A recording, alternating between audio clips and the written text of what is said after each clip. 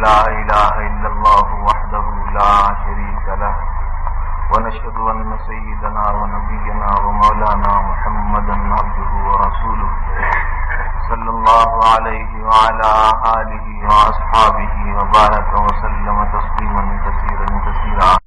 أما بعد، أعوذ بالله من الشيطان الرجيم. بسم الله الرحمن الرحيم. والذين لا يدعون مع الله إلها آخر ولا يقتلون النفس التي حرم الله إلا بالحق ولا يزنون ومن يفعل ذلك يلقى أثاما يضاعف له العذاب يوم القيامة ويخلد فيه مهانا إلا من تاب وآمن وعمل عملا صالحا فأولئك يبدل الله سيئاتهم حسنات.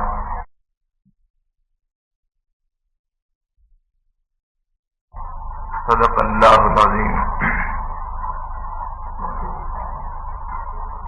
محترم حاضرین،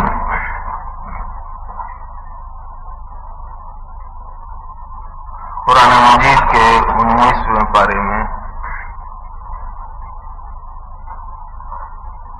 اور چوتھے رکوع کے اندر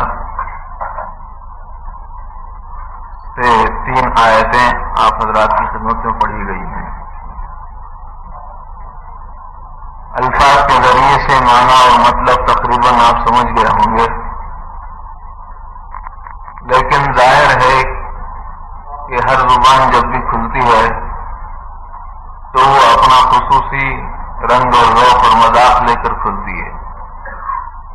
اس لیے ان آیات کے ذیل میں ہم جس پہلو پر روشنی ڈالنے کی کوشش کریں گے یہ ہمارا اپنا یوں سمجھیے کہ ایک ذوقی ایک تعلق ہے. اس بنا پر ہم اس خاص پہلو کو اجاگر کرنے کی کوشش کر رہے ہیں. محترم حضرات، اس دنیا میں اللہ رب العزت نے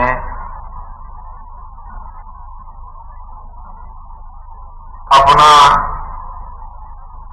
اقتدار اس طاقت اور قوت کے ساتھ چلایا ہے، اور وہ ہیں بھی اتنے ہی طاقتور اور قدرت والے کہ وہ جب چاہیں، جو چاہیں، جس طرح چاہیں، جب چاہیں حکم کر سکتے ہیں. کسی بھی چیز کے بارے میں اگر اللہ کسی بات کا حکم دے دیں تو اس کے خلاف ہو، ایسا نہیں ہو سکتا. اس لیے کہ اللہ کی قدرت کاملہ اس کا ایک ایسا وصف ہے جس کو دنیا کی کوئی طاقت چھین نہیں سکتی، اور اس کی طاقت اور قوت اس کی ایک ایسی صفت ہے جس کو کوئی سلب نہیں کر سکتا، اور اس کی طاقت اور قوت ایک ایسا اہم ترین وصف ہے کہ جس کو کبھی بھی کسی قسم کا زوال نہیں آ سکتا. یعنی ازلاً ابداً من الاول الى الاخر یہ اللہ کی خصوصی صفت ہے. یہ بات ہم اس کے لیے اس تمہیدی طور پر پیش کرنے کے لیے عرض کر رہے ہیں. ہم یہ دیکھتے ہیں کہ دنیا کے اندر جب کسی کا کوئی طاقتور ہوتا ہے، یا یوں سمجھیے کہ جب دنیا میں کوئی مقتدر ہوتا ہے، یا یوں سمجھیے کہ کسی کا اقتدار ہوتا ہے، تو اس گورنمنٹ اور حکومت کی جانب سے کچھ احکام کا نفاذ عمل میں آتا ہے. احکام کی اجرائی ہوتی ہے. اب احکام ایک تو شکل اس کی یہ ہوتی ہے کہ اس کا اعلان کر دیا جائے، اس کا پمفلیٹ چھپایا جائے، اور اس کی کتاب شائع کی جائے. ان اصولوں کو اور ریزولیشنز کو اور ان دفعات کو اور ان ضابطوں اور قانون کو ایک جو ہے کتابی شکل میں دے دیا جائے. ایک اور شکل یہ بھی ہے کہ اعلان کر دیا جائے کہ گورنمنٹ کی طرف سے اس بات کا اعلان کر دیا گیا ہے اور اس قسم کا حکم گورنمنٹ کا تیار کیا گیا ہے. اور یہ ساری حکومت میں مملکت میں رہنے والے لوگوں کے لیے یہ قانون ہے، چاہے وہ امیر رہے، غریب رہے، مرد رہے، عورت رہے، کالا رہے، گورا رہے، ایک اعلان ہوتا ہے. اب اس اعلان کے بعد اس مملکت اور حکومت میں اس اقتدار کی ماتحتی میں رہنے والے انسان 2 قسم کے ہوتے ہیں. یعنی اگر ان کی جنرل تقسیم ہو جائے تو سیدھے سادے لفظوں میں سمجھنے کے لیے عرض کر رہے ہیں کہ 2 قسم کی تقسیم ہو جاتی ہے. کچھ لوگ وہ ہوتے ہیں جو اس قانون کا پاس و لحاظ کرتے ہیں اس کو تسلیم کرتے ہیں اور تسلیم کر کے اس حکم کو جاری کرتے ہیں اور نافذ کرتے ہیں اپنی ذات پر یا جس کے حق میں اس چیز کو کہا گیا. ایک شکل تو یہ. دوسری شکل یہ ہے کہ اس قانون اور ضابطے کے علی الرغم اور بالمقابل یعنی اپوزیشن کے طور پر آدمی کھڑا ہو. دوسری شکل یہ ہے جب حکومت کی ماتحتی میں رہ کر حکومت کے ضابطے اور قانون کی موافقت کے ساتھ چلتا ہے تو ایسے آدمی کو حکومت کا وفادار کہا جاتا ہے. اور اگر ضابطوں کو توڑ کر اصولوں کو چھوڑ کر اور حکومت کے خلاف اگر کوئی آواز اٹھاتا ہے تو اس کو اس حکومت کا باغی سمجھا جاتا ہے. تو ایک شکل ہے وفادار ہونے کی اور ایک شکل ہے بے وفا ہونے کی. ایسے ہی مثال ہے رہبری کے لیے پروردگار عالم حکمران حقیقی ہیں. ان کی حکومت دنیا میں بھی ہے, ان کی حکومت عقبہ میں بھی ہے. اب ان کے بھی کچھ احکام ہیں, ان کے بھی کچھ اعلان ہیں. اب ان کے اپنی مملکت میں, ان کی حکومت میں اور ان کی اس بڑی کائنات میں دنیا اور آخرت کے ان سارے کے سارے وسعتوں میں پھیلے ہوئے انسان دو طرح کے لوگ ہیں. یعنی دو قسمیں ہیں ان کی. ایک وہ ہے جو اللہ کی اس مملکت اور حکومت اور اس کے اقتدار اس کے ضابطوں کو پورا کرنے والے انسان ہیں جن کو وفادار کہا جاتا ہے. اور اگر ان حکومتوں کے مملکت کی جو ان اصولوں کی خلاف ورزی کرے تو اس انسان کو بے وفا کہا جاتا ہے. اب آپ باوفا اور بے وفا کی تقسیم سمجھ سکتے ہیں تو بس ایماندار اور بے ایمان کی بھی تقسیم سمجھ سکتے ہیں. ایک مومن اور کافر کی بھی تفریق سمجھ سکتے ہیں. ایک موحد اور مشرک کی بھی تفریق سمجھ سکتے ہیں. اور ایک سنت کے پابند اور غیر پابند کے درمیان میں بھی تفریق کر سکتے ہیں. ایک غافل انسان اور ایک یاد رکھنے والے انسان کے درمیان میں بھی تفریق کر سکتے ہیں. اچھے اور برے کے درمیان میں تمیز کر سکتے ہیں. حق اور باطل کے درمیان میں آپ حد فاصل کھینچ سکتے ہیں اگر باوفا اور بے وفا کو سمجھتے ہیں. تو اب باوفا انسانوں کو حکومت کی طرف سے جو چیز دی جانے والی ہے اس چیز کا نام ہے جنت, اور بے وفا انسانوں کو جو چیز دی جانے والی ہے اس کا نام ہے جہنم اور دوزخ. اب کچھ حکم ہوتے ہیں. اب وفاداری اختیار کرنے کے لیے حکومت کی طرف متوجہ ہوں گے کہ بھائی آخری حکمران حقیقی اپنی کتاب کے واسطے سے اور اپنے نبی کے واسطے اور وسیلے سے اور اپنے پیغمبروں کے راستے سے اور اپنی کتابوں اور قانون اور ضابطوں کے راستے سے ان انسانوں کو کیا حکم دینا چاہتے ہیں. اب اللہ تعالیٰ یہ فرما رہے ہیں ان آیات کے اندر کہ دیکھو میں تو وفادار اس کو سمجھوں گا. بہت ساری صفات گنوائی, چونکہ ان ساری صفات کو ان 20, 25, 30, 35 منٹ میں زیادہ سے زیادہ 40 منٹ میں نہیں پیش کیا جا سکتا. لیکن اتنی بات ہے کہ ان باوفا انسانوں کی اور وفادار انسانوں کی جو صفات بتائی گئی ہیں ان میں سے ایک 3 صفات خاص طور پر اس آیت میں مذکور ہیں باوفا انسانوں کی, وفادار انسانوں کی. کون سی یہ 3 قسمیں؟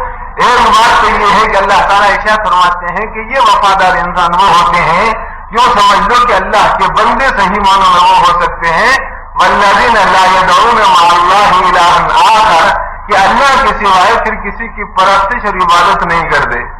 یہ تو ہے بالکل بنیاد اور فاؤنڈیشن, اہم ترین بات جس نقطے کے بغیر کوئی حکم آگے اجرا نہیں ہوتا اور کوئی حکم آگے نافذ نہیں ہوتا, اور کسی قسم کے انجام کے بارے میں نشاندہی کرنا جی وہ ایک بڑا مسئلہ بن جاتا ہے. جب بس ایک بات تو یہ ہے کہ اللہ کے ساتھ کسی اور کو عبادت میں شریک نہ کرے. اور کیوں شریک نہ کرے؟ اس واسطے شریک نہ کرے کہ بھائی شرکت کا اس وقت حق رہتا تھا جب دنیا کی کوئی چیز کوئی اور بناتا تو یقیناً حقدار ہوتا. ایک برہمن یہ بات پوچھ سکتا ہے کہ میں پانی کی پوجا کیوں نہیں کر سکتا. ایک غیر برہمن لیکن مسلم سے اسلام سے خارج آدمی یہ کہہ سکتا ہے کہ میں سورج کے سامنے ڈنڈوت کیوں نہیں کر سکتا. ایک تیسرا شخص کھڑے ہو کے کہہ سکتا ہے کہ میں چاند اور ستاروں کے سامنے اپنے ہاتھ کیوں نہیں جوڑ سکتا. ایک چوتھا آدمی کھڑے ہو کے کہہ سکتا ہے کہ میں گوبر کی پوجا کرنے کے لیے مجھے کیوں روکا جا رہا ہے. پانچواں آدمی کھڑے ہو کے کہہ سکتا ہے کہ صاحب مجھے غیر کی طرف جھکنے سے مجھے کیوں منع کیا جا رہا ہے. یہ سارے نقشے آدمی کے ذہن میں آ سکتے ہیں, لیکن سوال یہ ہے کہ کس نے کیا بنایا. جس نے بنایا اس کے سامنے بھول جاؤ, کس نے منع کیا.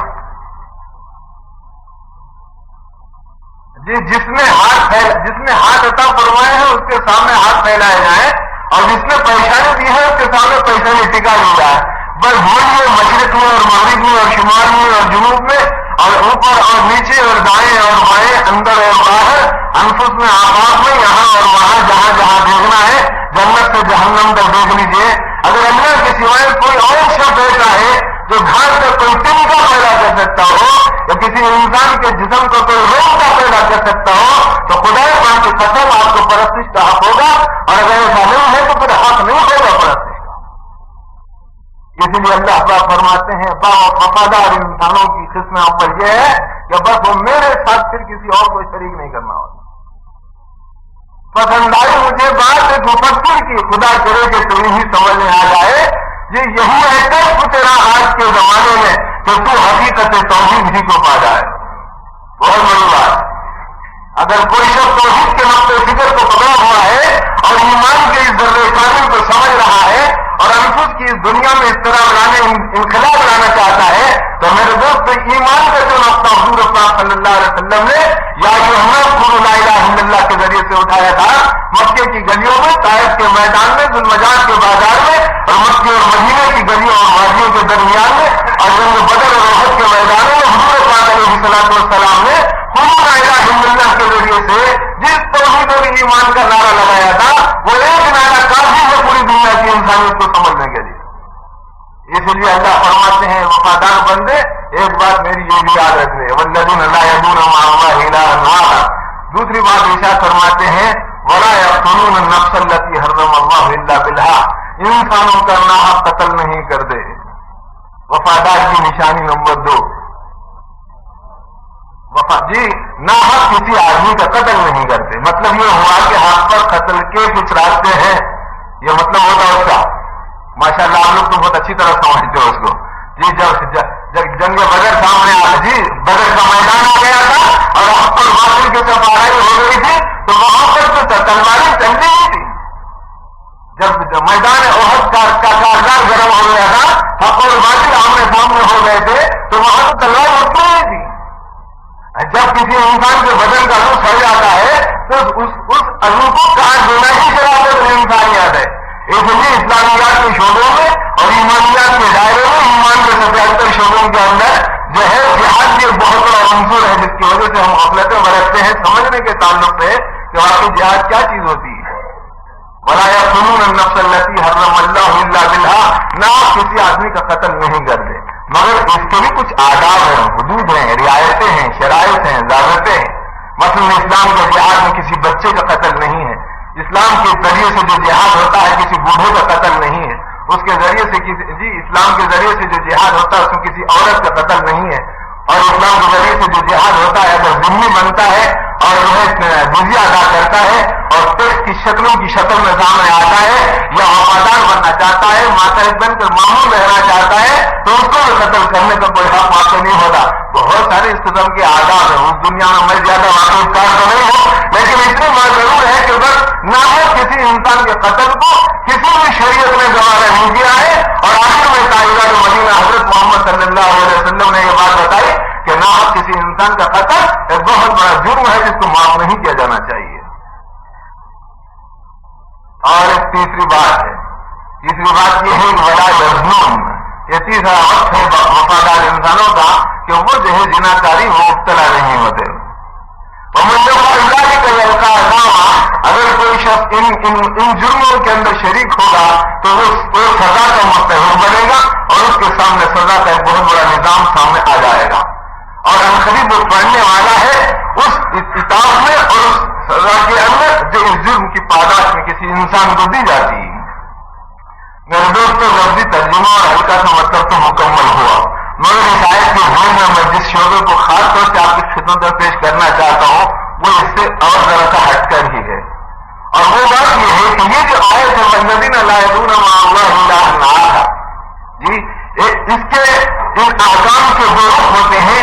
ایک رخ ہوتا ہے ذرا سا اپنی بات کو طاقت و قوت سے پیش کرنے کا، اور ایک رخ ہوتا ہے اس کے اندر نرمی والے پہلو کا. حضور پاک علیہ الصلوۃ والسلام نے فرمایا کہ صحابہ کرام کو ایک مقام پر بھیج رہے تھے جماعت کے اندر تو یوں فرمایا یسرا ولا ولا تعسرا، دیکھو آسانی کرنا تنگی نہیں کرنا، آسانی سے پیش آنا تنگی سے پیش نہیں آنا، مخاطبین کے ساتھ، اپنے ماتحتوں کے ساتھ، اپنے سامنے والوں کے ساتھ دیکھو آسانی کا برتاؤ کرنا، مشکل کا برتاؤ نہیں کرنا۔ اور یوں فرمایا بشرا ولا تنفرا، دیکھو اے معاذ بن جبل اور تمہارے ساتھ رہنے والے ساتھی، اس بات کو اچھی طرح یاد رکھیے کہ تم لوگ بشارت اور خوشخبری کی بات زیادہ سنایا کرو، نفرت دلا کے اس کام سے ہٹاؤ مت۔ یعنی بشارت اور خوشخبریوں والے پہلو کے ذریعے سے یعنی اعمال کی فضیلت بتا کر کسی انسان کو نیک عمل پر کھڑا کیا جائے، یہ ہے بشرا۔ اور ولا تنفرا یعنی نفرت ایسی نہ دلاؤ کہ جس کی وجہ سے وہ آدمی خیر کی طرف آنے سے رک جائے۔ اگر اس بات کو سمجھنا ہو تو ایک چھوٹے سے واقعے کی روشنی میں آپ سمجھ لیں۔ استناد اور سند کے اعتبار سے، روایت تحقیق کے اعتبار سے، محدثین کے کلام کے اعتبار سے ہو سکتا ہے کسی راوی کی روایت کے بارے میں ذوق کا حکم لگایا جاتا ہوگا، لیکن فضیلت کے باب میں اس بات کو چونکہ شرف قبول حاصل ہے اور تشویقی اور ترغیبی اعتبار سے اس بات کے کرنے میں کوئی حرج نہیں ہے، اس لیے ابو اللیث سمرقندی رحمۃ اللہ علیہ کی کتاب تنبیہ الغافلین کے واسطے سے آپ کی خدمت میں دو چھوٹی باتیں پیش کرنے کی ہیں۔ ایک بات تو یہ ہے کہ ایک مرتبہ ایک صاحب نے، غالباً ان کا نام ابن سہیل ہے، وہ یحییٰ ابن اتم نامی ایک صاحب کو انہوں نے خواب میں دیکھا۔ خواب میں دیکھنے کے بعد سہیل نے پوچھا، یا ابن سہیل نے پوچھا کہ اے یحییٰ یہ بتاؤ کہ اللہ نے آپ کے ساتھ کیا معاملہ کیا، اللہ نے آپ کے ساتھ کیا معاملہ فرمایا؟ تو یحییٰ ابن اتم کہنے لگے کہ بھائی دیکھو بات دراصل یہ ہو گئی، جب میں اللہ کے حضور میں کھڑا کر دیا گیا، وہ کہہ رہے ہیں اپنا خواب بیان کر رہے ہیں، کہیں کسی کو یہ شبہ نہ ہو کہ عمر صاحب ابھی تو سارے انسان ختم ہی نہیں ہوئے، میدان حشر قائم ہی نہیں ہوا، ابھی تو کوئی فیصلہ ہی نہیں ہوا، ابھی تو کوئی جنت میں نہیں گیا، ابھی تو کوئی جہنم میں نہیں گیا، اس شبے میں پڑھنے کی ضرورت نہیں ہے۔ وہ اپنے خواب کے راستے سے ایک حقیقت کا انکشاف کرنا چاہ رہے ہیں۔ تو انہوں نے کہا کہ اللہ کی حضوری میں میری پیشی ہو گئی، تو اللہ تعالیٰ نے مجھ سے کہا ارے بڈھے کیا کیا کرتوت کر کے آیا رہے ہو؟ جی اے بوڑھے شخص تو کیسے کیسے کرتوت کیا، بول کیا ہے تیرا قصہ کیا ہے آخر؟ تو یحییٰ ابن اتم نے کہا اے پروردگار عالم اور تو کوئی بات نہیں کروں گا۔ یعنی کیا مطلب؟ ایک بات کرنا چاہتا ہوں۔ دونوں پہلو کو آدمی سمجھنا، بات کے نشے و فراز کو اور جو ہے آگے اور پیچھے کو، توازن کو، بیک گراؤنڈ کو آدمی سمجھ لینا چاہیے۔ تو وہ کہنے لگے کہ اے پروردگار عالم اور تو کوئی بات کرنا نہیں چاہتا، اس لیے کہ آپ تو پروردگار عالم ہیں۔ تو اللہ نے کہا کہ اچھا بندے یہ بتا پھر تو بولنا کیا چاہتا ہے؟ تو انہوں نے کہا کہ اے پروردگار عالم میں آپ کی ذات گرامی سے یہ بولنا چاہتا ہوں کہ میں نے حضرت عبد الرزاق رحمۃ اللہ علیہ سے سنا، اور عبد الرزاق نے حضرت معمر رحمۃ اللہ علیہ سے سنا، اور حضرت معمر نے حضرت زہری رحمۃ اللہ علیہ سے سنا، اور حضرت زہری نے حضرت عائشہ رضی اللہ عنہا سے سنا، اور حضرت عائشہ نے رسول اللہ صلی اللہ علیہ وسلم سے سنا، اور رسول اللہ صلی اللہ علیہ وسلم نے حضرت جبرائیل سے سنا، اور جبرائیل کے واسطے سے یہ بات ملی کہ اللہ نے یہ بات ارشاد فرمائی ہے کہ ایک مسلمان بوڑھے کو تکلیف دیتے ہوئے آپ کو شرم آتی ہے۔ بس اس سے زیادہ اور کچھ نہیں کہتا، آپ شرماتے ہیں ایک بوڑھے مسلمان بوڑھے کو۔ اب آپ ہر بوڑھے پہ حکم لگا دیں گے تو میں کیا کروں؟ جی مسلمان بوڑھے کو سزا دیتے ہوئے مجھے شرم آتی ہے، یہ اللہ کے رسول کے ارشادات میں یہ بات ملتی ہے۔ تو اللہ پروردگار عالم نے یحییٰ ابن اتم سے کہا اے یحییٰ جبرائیل نے بھی سچ کہا، جی اور رسول اللہ میرے حبیب حضرت محمد صلی اللہ علیہ وسلم نے بھی سچ کہا، بی بی عائشہ نے بھی سچ کہا، امام زہری نے بھی سچ کہا، اور حضرت معمر نے بھی سچ کہا، اور عبد الرزاق نے بھی سچ کہا، اور میں قسم کھا کے کہتا ہوں کہ میں نے بھی سچ کہا، تیری مغفرت کر دی جائے۔ میرے دوست جب اللہ کسی وفادار انسان سے خوش ہو جاتے ہیں تو معمولی سی چیز ایک ارشاد کا حوالہ دیا اور توسط دیا کہ اے اللہ ایک مسلمان بوڑھے سے آپ شرماتے ہیں، بس باقی ہے کہ عذاب کا مستحق تو ہوں، جی عصیاں شیعات تو ہوں، اور طاعت جی بالکل نافقات تو ہوں، اور معصیت شیعات تو ہوں، اور ہر طرح سے گناہگار ہوں، لیکن اے اللہ مجھے اللہ کی تیرے رسول صلی اللہ علیہ وسلم کے واسطے سے جو بات ملی ہے اس بیت پر مجھے اس بات کا بھرپور اعتماد ہے کہ اللہ آپ میں مجھے سزا نہیں دیں گے، آپ میرے لیے جنت کا فیصلہ فرما دیں گے۔ یہ ایک بات تھی جس کو میں آپ کی خدمت میں عرض کر سکتا تھا، آگے آپ کی مرضی ہے، یا جس کو چاہے سہاگن وہی ہے، جو چاہے آپ کرو۔ میرے دوست اب آپ سوچئے کہ اللہ تعالیٰ کیسے ہیلے ڈھونڈ کر یا کیسا ہیلا بنا کر کسی انسان کو راہ راست پر لا لیتے ہیں، اور ایک معمولی سے واسطے اور راستے سے اللہ کسی کی بخشش کا سامان نکل دیتے ہیں۔ تو جہاں بشارت کے پہلو ہوتے ہیں وہاں نظارت کے پہلو ہوتے ہیں، اور جہاں ڈراوے کے پہلو ہوتے ہیں وہاں یسر و سہولت کے بھی پہلو ہوتے ہیں۔ یہی وہ آیت والذین لا یدعون مع اللہ الہا آخر ولا یقتلون النفس التي حرم اللہ الا بالحق ولا یزنون ومن یفعل ذلک یلقى اثاما، یہ آیت کریمہ نازل ہوئی۔ اور ایک طرف حضور پاک علیہ السلام کے چچا کا جس شخص نے قتل کیا تھا وحشی نے، اس وحشی کے ساتھ جب قتل تو ہو گیا، سینہ چاک کر دیا، کلیجے کو چپا ڈالا، نگل نہ سکے، مختلف قسم کی سزائیں دی گئی مقتول کو، لیکن اس کے بعد وہ وحشی کے دل میں یہ بات آئی کہ بھائی زندگی کے آخری حصے میں یا زندگی کے اس موڑ پر اب تو کم سے کم مجھے راہ راست پر آ جانا چاہیے، بہتر طریقہ یہ ہے کہ میں توبہ کروں۔ لیکن وحشی نے ایک بات کی کہ آیت میں تو یہ بات مل رہی ہے کہ لا یدعون مع اللہ الہا آخر، وہ بھی میں نہیں ہوں جی، یعنی کیا مطلب ہے؟ میں اس آیت کے تعلق سے بھی مجرم ہوں، یعنی صحیح عمل نہیں کیا، یعنی میں نے شرک کیا، اور آیت کے دوسرے ٹکڑے کے بارے میں بھی میں مجرم ہوں، اس پر بھی میں عمل نہیں کیا، اور تیسرا ٹکڑا ایسا ہے کہ اس کا بھی میں مرتکب ہوں، اور تینوں باتیں میں تینوں جرم میرے اندر پائے جاتے ہیں۔ تو اس نے ایک خط لکھا حضور پاک علیہ السلام کو، یا عریضہ لکھا کہ اے اللہ کے رسول صلی اللہ علیہ وسلم، یہ آیت تو ایسی، میں توبہ کرنا چاہتا ہوں لیکن اور ایمان لانا چاہتا ہوں، مگر یہ آیت ایمان میں داخلے کے لیے رکاوٹ بنی ہوئی ہے، یہ آیت ایمان میں داخلے کے لیے رکاوٹ بنی ہوئی ہے۔ تو حضور اکرم صلی اللہ علیہ وسلم نے جواب ارشاد فرمایا، اور جواب میں یہ بات ارشاد فرمائی ہے کہ الا من تاب وآمن وعمل عملا صالحا فاولئک یبدل اللہ سیئاتهم حسنات۔ توبہ کر لیا، عمل صالح کر چکا، کوئی بھی شخص دنیا بھر کا پاپی، 99 انسانوں کا قاتل، دنیا بھر کی جرم اور سزاؤں میں مبتلا، کتنا ہی زیادہ سنگین ترین مجرمین میں سے کیوں نہ ہو، لیکن اگر اس کی توبہ سچی ہے اور عمل صالح کا قدم بڑھا رہا ہے تو اللہ اس کو ہاتھوں ہاتھ لینے اور اس کو قبولیت کے دروازے اس کے حق میں کھولنے کے لیے تیار ہیں۔ اللہ کے رسول صلی اللہ علیہ وسلم نے فرمایا الا من تاب وآمن وعمل عملا صالحا فاولئک یبدل اللہ سیئاتهم حسنات۔ اچھا، اس سے پہلے حضور اکرم صلی اللہ علیہ وسلم نے ایک اور آیت لکھی اور یوں فرمایا کہ ان اللہ لا یغفر ان یشرک بہ ویغفر ما دون ذلک لمن یشاء، اللہ مشرک کی تو بخشش اور مغفرت نہیں کرتے، اس کے سوا جس کی چاہے بخشش اور مغفرت فرما دیتے ہیں۔ جب وحشی کو یہ آیت ملی تو اس نے پھر عریضہ نمبر 2 لکھا اور یہ کہا کہ جس آیت کے حوالے سے آپ نے مجھے صحیح راستے پر لانے کی صحیح فرمائی ہے جی، اس کے اندر ایک اور بات رہ گئی ہے جو مجھے ایمان میں داخلے کے لیے رکاوٹ بن رہی ہے ٹکڑا، اور وہ یہ ہے کہ ان اللہ لا یغفر ان یشرک بہ ویغفر ما دون ذلک لمن یشاء کے اندر اللہ نے اپنی مشیت کی شرط لگائی ہے، پتہ نہیں ہے اللہ میرے کو چاہیں گے کہ نہیں چاہیں گے۔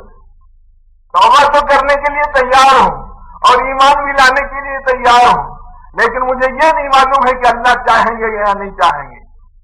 تو اللہ نے آیت نازل فرمائی الا من تاب وآمن وعمل عملا صالحا فاولئک یبدل اللہ سیئاتهم حسنات، جس نے توبہ کی اور نیک عمل کر لیا اس کی ساری برائیوں کو اللہ نیکیوں میں بدل دیں گے۔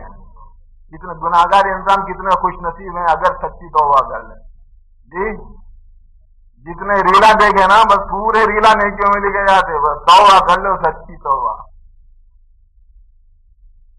پوسٹروں پر جتنی نظریں پڑی ہیں، حسن کی دنیا میں جتنا کلابے کھائے ہیں، دنیا کے اندر جتنے جھمیلے آپ کو پیش آئے ہیں، اور اس کی دنیا کے اندر جتنا آپ کو وابلہ اور گمبھیر مسائل پیش آئے ہیں، اور مختلف قسم کے معاشیات میں، سیاسیات میں، سماجیات میں، اقتصادیات میں، خانگی امور میں، سیاسی امور میں اور معاشرت کے امور میں معلوم نہیں کس کا کیا پرابلم اور مسئلہ ہے. ہم کچھ نہیں کہہ سکتے کہ کون کن حالات کے اندر ہے، لیکن اتنا کہہ سکتے ہیں کہ ہر مشکل سے نکلنے کا راستہ یہ ہے کہ انسان خدا کی طرف پلٹ جائے اور یہ کہے کہ اے اللہ اب تک کیا جو کچھ کیا آج تو میں توبہ کرتا ہوں، اللہ معاف فرما دے. اللہ معاف کرنے کے لیے تیار. جب یہ دوسری آیت نازل ہوئی، حضور نے دوسری آیت کا جواب بھیجا تو اس نے پھر تیسری ایک کڑی شرط لگا دی. وحشی نے کہا تیسری مرتبہ کہ اے اللہ کے رسول، اے محمد صلی اللہ علیہ وسلم، پہلی آیت کے بارے میں تو کچھ مسئلہ حل ہوا، دوسری آیت کے ذریعے سے بھی کچھ مسئلہ حل ہوا، لیکن ایک اور جزیہ ہے جس کی وجہ سے ایمان میں داخلے سے رکاوٹ بن رہی ہے. بولے وہ کیا ہے؟ وہ بات یہ ہے کہ ایمان کے ساتھ عمل صالح کو اٹیچ کیا گیا ہے، جوڑ دیا گیا ہے. مجھے معلوم نہیں کہ ایمان لانے کے بعد میں نیک عمل کر سکوں گا یا نہیں کر سکوں گا. اب فرمائیے اس کے بعد جو ارشاد فرمائیں گے اب قدم بڑھانے کا ارادہ ہے. تو اللہ رب العزت نے آیت کریمہ نازل فرمائی اور یوں کہا قل یا عبادی الذین اسرفوا لا تقنطوا علی انفسهم لا تقنطوا من رحمت اللہ ان اللہ یغفر الذنوب جميعا. اے کہہ دیجئے محمد صلی اللہ علیہ وسلم، اے لوگوں جنہوں نے اپنے نفسوں پر اور اپنی جانوں پر ظلم کیا ہے، اللہ کی رحمت سے مایوس مت ہو، تمہارا ہر گناہ معاف ہو جائے گا. اس کے بعد سب کہیں جا کے حضرت وحشی رضی اللہ عنہ بنے. ایسے بھی تھے، سخت جان تھے، لیکن بہرحال ایمان میں آ گئے. سخت جان ہونے کے باوجود ایمان میں داخلہ ملا. یہ ہے یسرا ولا تعسرا، بشرا ولا تنفرا. بشارت کے راستوں سے، یسر کے راستے سے، فضیلت عمل کے راستے سے کہ کس عمل پر کیا ملنے والا ہے. اللہ وہ دیں گے، اور پھر جو دیں گے وہ تو اسی تو شان ہی نرالی ہے. کیا دیں گے؟ حضرت آدم کا خط دیں گے، جنت کی زندگی دیں گے، نعمتوں کے بے بہا انعامات دیں گے، اور ایسی جنت دیں گے کہ جس کا ایک ایک درخت کا ایک ایک سایہ 70 اور 100 برس تک، 500 برس تک آپ دوڑتے رہیں گے تو بھی ختم نہیں ہوگا. خدا وہ سایہ دیں گے. اللہ وہ دینے والے 30 اور 33 سال کی عمر دینے والے پروردگار ہر جنتی کو حضرت یوسف علیہ السلام کا حسن دے رہے ہیں. اور کیا چاہیے وہ دنیا میں، آخرت کے اندر، قبر کی زندگی میں، حشر کی زندگی میں، جنت کی زندگی میں، ابد الآباد کی نعمتوں سے سرفرازی کے لیے آدمی کو اور کیا چاہیے؟ اور کیا چاہیے؟ ہمیشہ کا آرام جہاں ملنے والا. اور اللہ وہ چیز دیں گے وہاں پر. روایتوں میں آتا ہے، مولانا عاشق الہی میرزی نے اپنی کتابوں میں لکھا ہے، کبھی دیکھنا ہو تو دیکھ لیجیے، کچھ جنت کی تفصیلات آئی ہے، مگر جتنی تفصیلات جنت اور جہنم کی حضرت پیران پیر محی الدین عبد القادر جیلانی رحمۃ اللہ علیہ نے لکھی ہے، بس وہ تو دیکھنے اور سمجھنے ہی سے اس کا تعلق ہے. اللہ سمجھائے، ہم کو پڑھنے کی توفیق دے. ہم کو تو یہ بھی نہیں معلوم کہ کون سی کتاب پڑھنا ہے، کون سی نہیں پڑھنا ہے، کس کی پڑھنا ہے، کس کی نہیں پڑھنا ہے. بھائی کم سے کم اس ماحول کے اندر حضرت عبد القادر جیلانی رحمۃ اللہ علیہ کی کتاب ہی پڑھ لی جائے. جی اگر آپ اس کے اندر پڑھیں گے تو معلوم ہوگا کہ حضرت مالکی مذہب کے تھے یا جو ہے حنبلی مسلک کے تھے، کون سا مسلک تھا حضرت کا. اور جنت اور جہنم کی جو تفصیلات لکھی ہیں، ان تفصیلات کے لکھنے کی وجہ سے علماء کرام میں اس بات کا اختلاف ہو گیا کہ بنیاد الطالبین حضرت کی کتاب ہے یا کسی اور کی کتاب ہے. اس لیے کہ جنت اور جہنم کی جو تفصیل حضرت نے لکھی ہے، بالخصوص جہنم کی ایسی تفصیلات لکھی ہیں کہ اعتبار آتے آتے دور دور ہونے لگتا ہے. اتنا عجیب و غریب انداز سے سمجھایا جہنم کی جو تفصیلات بتائیں گے، اس کے سانپوں کی تفصیلات، اس کے بچھوؤں کی تفصیلات، اس کے اونٹوں کی تفصیلات، اس کے آگ کی تفصیلات، اس کے پہاڑوں کی تفصیلات، اور اس وہاں کے جو ہے بڑے بڑے قسم کے آگ کے ستونوں کی جو تفصیلات ہیں، وہ لکھنے کے بعد اگر وہ علم صحیح حاصل نہ ہوتا اور بزرگوں کی جوتیوں میں ٹھہرنے کا اور رہنے کا، ان کی جوتیوں کو اٹھانے کا موقع نہیں ملتا تو نہیں معلوم اپنے ذہنی طور پر ہم کتنے خلابے ملاتے اور عقل کی کتنے قسم کی خراج کر لیتے. لیکن کرم ہو پروردگار کا کہ اللہ رب العزت نے بزرگوں کی صحبت میں تھوڑا سا بیٹھنے کا موقع عنایت فرمایا. عقل کا راستہ ضرور ہے، لیکن میرے دوست یہ عقل یہ جو ہے نا چراغ راہ ہے، منزل نہیں ہے. یہ عقل جو ہے یہ چراغ راہ ہے، یہ منزل نہیں ہے. اور صاف راستہ ہے، چلے آؤ سوئے دیدہ و دل. عقل کی راہ سے آؤ گے تو پھیرا ہوگا. عقل کا راستہ ہمیشہ پھیرے کا راستہ ہے، آئے گا لیکن پھیرے سے آئے گا، صاف راستے سے، عشق کے راستے سے آئے گا، محبت کے راستے سے آئے گا، سلوک کے راستے سے آئے گا، اطاعت کے راستے سے آئے گا، اور جو ہے حوصلے کے راستے سے آئے گا، اور اپنی ہمت اور حوصلگی کے ساتھ آئے گا، تو پھر اللہ کامیابی کی جو شکلیں سامنے قائم فرماتے ہیں اس کی بات ہی نرالی ہوتی ہے۔ تو اللہ حضرت وحشی نے ایمان قبول کر لیا، حضور کی خدمت میں حاضر ہو گئے۔ اندازہ لگائیے کہ حضور اکرم صلی اللہ علیہ وسلم کتنا شفیق تھے، یہ جان رہے تھے کہ یہ میرے چچا کا قاتل ہے، یہ سمجھتے تھے کہ ان انسانوں نے میرے چچا کا کلیجہ دبایا ہے، اور یہ سمجھتے تھے کہ میرے رشتے قریبی ترین رشتے دار انسان کا انہوں نے حوصلہ چیرا، اور اس کے بعد اس سے وہاں سے ان کے آدھا جوارے کل پورے الگ کر لیے، اور معلوم نہیں اس کا کیا سے کیا حشر بنایا۔ لیکن اس کے باوجود اتنا قاتل ترین شخص سامنے آتا ہے تو حضور پاک علیہ السلام پہلے یہ کہتے ہیں ان اللہ لا یغفر ان یشرک بہ ویغفر ما دون ذلک لمن یشاء، پھر فرمایا کہ یوں فرمایا الا من تاب وآمن وعمل عملا صالحا فاولئک یبدل اللہ سیئاتہم حسنات وکان اللہ غفورا رحیما۔ پھر بھی اشکالات پیش آ گئے تو فرمایا اب مزید غور و فکر زیادہ مت کرو، قل یا عبادی الذین اسرفوا علی انفسہم لا تقنطوا من رحمت اللہ ان اللہ یغفر الذنوب جميعا۔ بس یہ آیت سننا تھا اور دھڑے کے ساتھ ہی حضرت وحشی اسلام اور ایمان کے اندر داخل ہو گئے۔ تو میرے دوست یہ نوجوانوں کو گھبرانے کی ضرورت نہیں ہے، گناہ کس سے نہیں ہوتے۔ ہم کون سے ایسے ہیں اگر ہم نے محرومہ اوڑھ لیا اور اگر ہم نے کرتا اور پاجامہ پہن لیا، یا کسی نے اگر شیروانی اٹکا لی، یا اگر کسی نے گنڈیاں ٹاگ لی، تو اس کا یہ مطلب تو نہیں ہے کہ وہ کوئی جبرائیل کا پوترا یا میکائیل کا نوازا ہے، یہ مطلب تو نہیں ہوتا۔ میرے دوست ہر انسان کے ساتھ غلطیاں وابستہ ہوتی ہیں، معلوم ہے کتنے اعتقادات کے جھول ہیں، پتہ نہیں کتنے عبادات کے کس قسم کے رستہ کشی اس میں موجود ہے، معلوم ہے ہمارے معاملات کہاں رکھنے کے اندر پڑے ہوئے ہیں، اخلاقیات کا راستہ کتنا مسدود ہے ہم بتا نہیں سکتے۔ ایسا آپ سے میرے دوست ہمارا کام یہ ہے کہ ہم سچے دل کے ساتھ اللہ کی طرف پلٹنے والے بن جائیں، نیت تو کر لو انشاءاللہ ورنہ ہمارا کیا جائے۔ تو آپ آسان ہو اپنے کرم سے کم ان روایات اور آیات کی روشنی میں اللہ پاک ہم کو صحیح راہ راست پر ڈال دے، اور ایسے محض پر چلنے کی اللہ توفیق عطا فرمائے جو جسر کا، سہولت کا اور عافیت کا راستہ ہے، اور یہ ایمان کا راستہ امن دلانے والا، اور یہ اسلام کا راستہ سلامتی دلانے والا ہے۔ اگر کسی کو امن چاہیے، چاہے وہ امریکہ کا رہنے ہو، اگر امن چاہتا ہے تو ایمان ضروری ہے، چاہے وہ اسرائیل کا بیگم ہو، اگر وہ ایمان چاہتا ہے تو اس کے امن چاہتا ہے تو ایمان ضروری ہے۔ مشرق اور مغرب اور شمال اور جنوب کے رہنے والے انسانوں کا اگر ایمان اور اسلام مل جائے تو امن اور سلامتی کی فضائیں عام ہوگی، حیاتی کی فضا عام ہو جائے گی، اور اگر ایسا نہیں ہوگا تو چاہے آپ کے پاس 1 کروڑ کم رکھ لیں، چاہے آپ اپنے پاس 1000 قسم کی اوزار رکھ لیں، چاہے آپ اپنے پاس کروڑوں قسم کا اوزار رکھ لیں، اس سے مسائل حل ہونے والے نہیں۔ اللہ کے ماتحت ہیں اور اللہ حکم دیتے ہیں اور عمل کی مناسبت سے دیتے ہیں۔ اس نے فرمایا کہ اگر تم زکات دے دو تو بارش نہ برسا دوں تو پھر سوال کر لینا، زنا کرو گے تو قحط میں مبتلا کرا دوں گا، عبادت میں مبتلا ہو جاؤ گے تو قحطی سیلاب کی نظر کروا دوں گا۔ یہ تو حضور اکرم صلی اللہ علیہ وسلم کے بیان کر رہے ارشادات۔ ایک وقت آئے گا اتنا نازک ترین ہوگا جب شوہر اپنے بیوی کا غلام بن کر جیے گا، اور نوجوان اپنے ماں باپ کے تعلق سے سرکش ہو جائیں گے، اور بالکل کوئی پرسان حال نہیں ہوگا، بے لگام گھوڑے کی طریقے سے بن جائیں گے۔ ایسے حالات کی نشاندہی کی حضور پاک علیہ السلام۔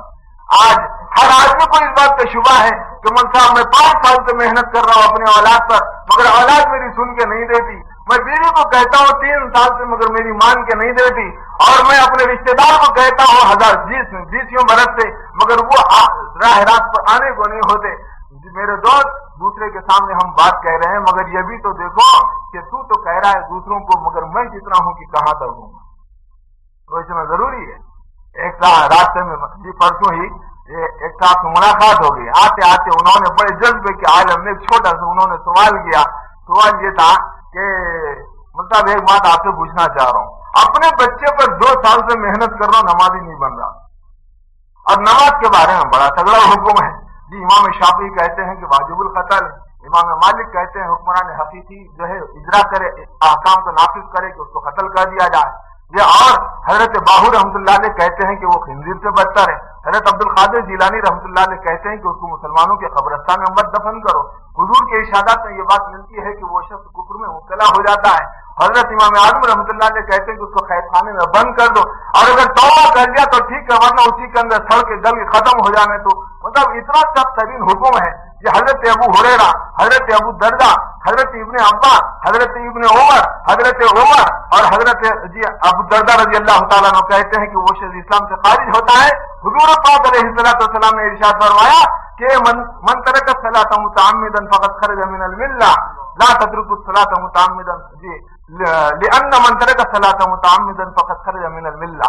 اتنا سخت حکم ہے ملتا، بیٹے کو 2 برس سے کہہ رہا ہوں مگر ماننے کے لیے تیار نہیں ہوتا۔ جی اب آپ بتائیے کہ میں کیا کروں؟ تو میں ان سے ایک سنجیدہ جواب دیا۔ آپ حضرت سے یہ نہیں کہہ رہا ہوں کہ وہی جواب ہے، لیکن آپ کو ایک رخ ملے گا سمجھانے کے لیے۔ وہ یہ ہے کہ میں پوچھا کہ بھائی آپ دوست آپ کی عمر کیا ہے؟ وہ کہنے لگے مجھ سے میری عمر اس وقت 40 سال۔ بولے میں اگر کچھ بولوں تو آپ برا تو نہیں مانیں گے؟ نہیں، برائی کی کوئی بات نہیں، دوستانہ روابط اور تعلقات اور آپ کی محبت کی بنیاد سے پوچھ رہا ہوں۔ میں بولا آپ کو نماز پڑھ کے کتنا عرصہ ہوا، شروع کر کے کتنے دن ہوا؟ تو وہ کہنے لگے کہ مطلب میں 5 سال سے نماز پڑھ رہا ہوں۔ تو بولے 40 سال کی عمر ہے، 5 سال سے نماز پڑھ رہے ہیں، تو 40 میں سے 5 گئے تو کتنے رہتے؟ کتنے رہتے بھائی؟ 35 برس رہتے۔ تو بولا تم 35 برس دوسروں کو ستا کے اب آئے ہیں، تو آپ کا بیٹا بھی 35 برس ستا کے اس کے بعد آئیں گا جب تک کہ آواز نہیں کرنا۔ تو اب جب بیچارے ذرا سہمے صحیح رہے خود کچھ میرا ہی دکھ رہا ہے، تو ہم تو کہہ رہے ہیں ان نہیں سنتا، ان نہیں سنتا، ان نہیں سن رہا۔ اگر خدا یہ پوچھ لے کہ تو کیوں نہیں سن رہا تو کیا جواب ہے ہمارے پاس؟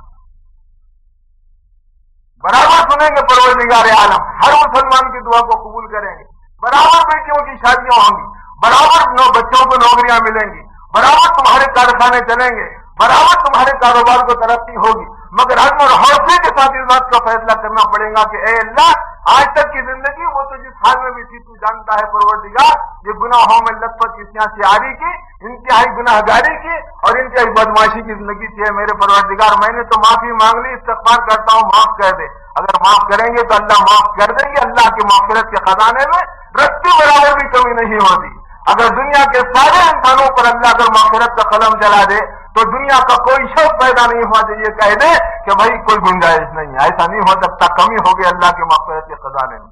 مگر اللہ نے اپنا ایک ضابطہ بنایا ہے، ان کا ضابطہ یہ ہے کہ وہ الذین لا یدعون مع اللہ الہا آخر کی جی قصے اول شرط نمبر 1 پر اتر جائے گا، اس کے بارے میں تو انشاءاللہ پوری ڈھیل دے دوں گا۔ شرط پر اتر جائے وآمن وعمل الا من تاب وآمن وعمل عملا صالحا فاولئک یبدل اللہ سیئاتہم حسنات۔ اللہ تعالیٰ اس کے برے اعمال کو نیکیوں میں بدل دیں گے۔ معلوم نہیں کتنے جھوٹ، اگر ہم نے 5 لاکھ جھوٹ کہے ہیں اب تک 5 برس میں تو یقیناً 5 لاکھ نیکیاں ملنی چاہیے اس آیت کی روشنی میں، اگرچہ اس کے مطلب کچھ اور بھی بیان کیے گئے ہیں۔ اگر کسی نے 5 لاکھ مرتبہ غیبت کی ہے اور اگر کسی نے اور قسم کے گناہ کیے ہیں تو میرے دوست وہ ساری نیکیاں شمار ہو جائیں گی، اس شرط کے ساتھ کہ ہم سچی اور پکی توبہ کرنے والے بن جائیں۔ جی اب چونکہ بات کچھ اور رہ گئی اس بارے میں تو کچھ سوچ رہا تھا کہ کچھ اور بولنا چاہ رہا تھا، آج دوسری بات نکل گئی۔ بہرحال یہ غالباً 68 69 70 نمبر یا 68 69 70 آیت ہے سورہ الفرقان کی 19ویں پارے کی آیتیں ہیں۔ کا سیدھا سا ترجمہ یہ ہے کہ جو شخص اللہ تعالیٰ کی عبادت میں کسی اور کو شریک نہیں کرتے اور ناحق قتل نہیں کرتے اور زنا نہیں کرتے، جی یہ لوگ میرے بندے ہیں، وفادار بندے ہیں۔ اور اگر انہوں نے اس جرم کا ارتکاب کیا تو ان لوگوں کو ایک بہت بڑے عذاب کا اور بہت بڑی سزا کا ان کو سامنا کرنا پڑے گا۔ البتہ راستہ نکلنے کا توبہ کا راستہ ہے، اگر توبہ کے راستے سے آ جائے گا تو قبول کروں گا، اور نہ صرف یہ ہے کہ اس کو قبول کر لوں گا بلکہ اس طریقے سے قبول کروں گا جیسے کہ ولدت امہ، اس کی ماں نے آج بھی اس کو جنا ہے۔ جو فرماتے ہیں حضور پاک علیہ السلام کہ جو کوئی شخص توبہ کر لے تو وہ ایسا ہی ہے جیسے اس نے گناہ کیا ہی نہیں ہے۔ الفاظ حدیث کے یہ ہے، حضور پاک علیہ السلام ارشاد فرماتے ہیں کہ التائب من الذنب کمن لا ذنب لہ، گناہوں سے توبہ کرنے والا ایسا ہے جیسا اس نے گناہ کیا ہی نہیں ہے۔ توبہ کرنے والا بشرطے کہ توبہ کرنے والا، گناہ کیا ہی نہیں ایسا ہے، بس توبہ کر لینا اصل کام۔ پھر اللہ دیکھی کیا سرفراز کرنے، کیا اپنا کیا جانے والا ہے۔ اب توبہ بولے تو بعض لوگ یہ سمجھے کہ مذہب ایک کلے سیدھے طرف سے اور دوسرا کہا کلہ بائیں طرف سے، اگر زور سے تھپڑ رسید کر لیا تو ہو گئی توبہ بول کے سمجھتے، ایسا بیچارے اچھے گمان میں سمجھتے، مگر توبہ اصلی وہ نہیں ہے۔ اصلی توبہ یہ ہے کہ آئندہ نہیں کرنے آئندہ گناہ نہیں کرنے کا پکا ارادہ کرنا، ایک بات۔ دوسری بات یہ ہے کہ جو گناہ کیے ہیں نا، دل میں ذرا کسک رہنا اندر، ارے کیا غلطی ہو گئی رے، نہیں کرنا تھا، مسلتا نہیں اندر، جی 5 روپے کی نوٹ جلا دیا بیٹا، کیا ہوتا اندر ویسا ہونا، یہ بولنا چاہ رہا ہوں اندر ویسا ہونا، وہ اندر جی آپ کا مطلب نا کہ آپ کا بیٹا 5 کا نوٹ جلا دیا تو آپ کا جی جو مسلتا ہے، ایک گناہ کرنے کے بعد اگر آپ کا جی اسی طریقے سے مسل جائے کہ کتنا بڑا نقصان میں نے اپنا کر لیا ہے، تو میرے دوست پھر آپ سمجھ لیجیے کہ اللہ پاک اس ندامت کے اس آنسو پر اللہ کو اتنا پیار آتا ہے، کہتے ہیں کہ اس آنسو سے بڑھ کر محبوب میرے پاس پھر کوئی اور خطرہ نہیں ہے۔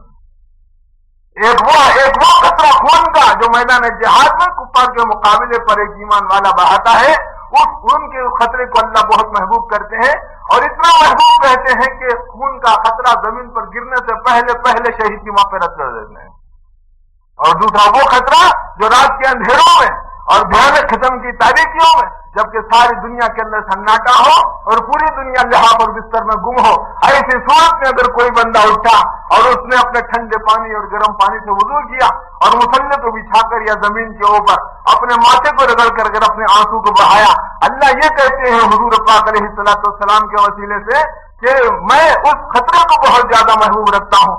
یہ ان خطروں میں سے ہے، وہ خطرہ جس کو میں محبوب رکھتا ہوں، ایک وہ خطرہ جو میدان جہاد میں ایک ایماندار کا بہتا ہے کفر کے مقابلے پر لڑنے میں، اور ایک وہ خطرہ آنسو کا جو گناہگار انسان کا مسلح کے اوپر یا زمین کے اوپر گرتا ہے، یا اس کی داڑھی پر گرتا ہے، یا اس کے چہرے پر گرتا ہے، یا اس کی آنکھ سے ڈھلتا اور جو ہے بہنے والا خطرہ جو ہوتا ہے، اللہ پاک اس کو بہت زیادہ پسند کرتے ہیں۔ تو اگر سارے نوجوان مل کر آج کم سے کم اس بات کا فیصلہ کر لیں کہ انشاءاللہ گئی گزری جی گزر گئی گزران، کیا جھوپڑی کیا میدان، اب تو کر لیا ہم، سارا ہو گیا صاف میدان، اسی لیے توبہ کر لو، انشاءاللہ کہہ دو۔